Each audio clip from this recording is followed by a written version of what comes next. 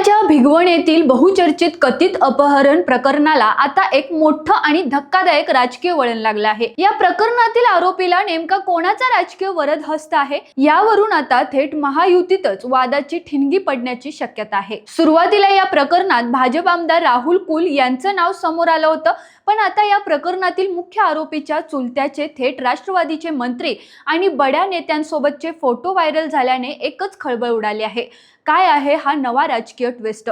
चला तर पाहूयात। नमस्कार, मी सनोफर, तुम्ही पाहताय रोकठोक महाराष्ट्र न्यूज। मुलीला पळवून नेल्याचा आरोप असलेल्या आरोपींचा चुलता अजहर शेख याने काही दिवसांपूर्वी व्हॉट्सअप स्टेटसला भाजप आमदार राहुल कुल यांचा फोटो ठेवला होता।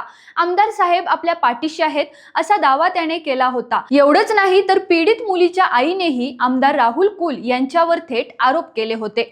यावरून विरोधकांनी राहुल कुल यांना घेरण्याचा प्रयत्न सुरू केला होता, पण आता या कथेत एक मोठा ट्विस्ट आला आहे। सोशल मीडियावर आता याच अजहर शेखची काही नवे फोटो तुफान व्हायरल होत आहेत।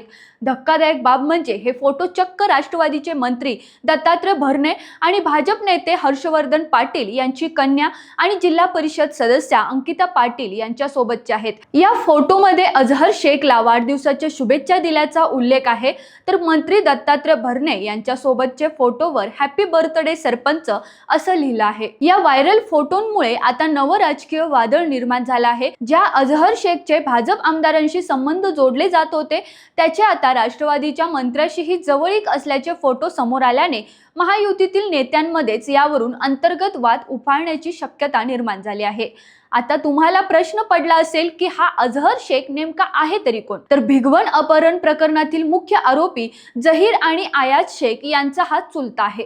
धक्कादायक माहिती अशी की अजहर शेख हा एक सराईत गुन्हेगार आहे। त्याच्यावर यापूर्वीच 2 अॅट्रॉसिटी आणि एक सरकारी कर्मचाऱ्यात मारहाण केल्याचा असे एकूण 3 गंभीर गुन्हे दाखल आहेत। एका सराईत गुन्हेगाराचे राज्याच्या मंत्र्यांसोबत आणि सत्ताधारी आमदारांसोबत असे जवळकीचे फोटो समोर आल्याने नेतेच गुन्हेगारांना पाठीशी घालत आहेत का असा संतप्त सवाल ग्रामस्थ विचारत आहेत। दुसरीकडे या प्रकरणात एक महत्त्वाची अपडेट म्हणजे संबंधित मुलीने बारामती पोलीस ठाण्यात आपला जबाब नोंदवला आहे।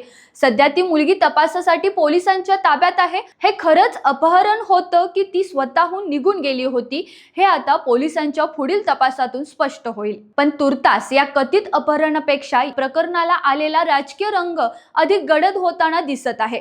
सराईत गुन्हेगाराला नेमका कुणाचा राजकीय आश्रय आहे आणि या व्हायरल फोटोंवर आता मंत्री दत्तात्रय भरणे किंवा अंकिता पाटील काय स्पष्टीकरण देणार हे पाहणं अत्यंत महत्त्वाचं ठरणार आहे।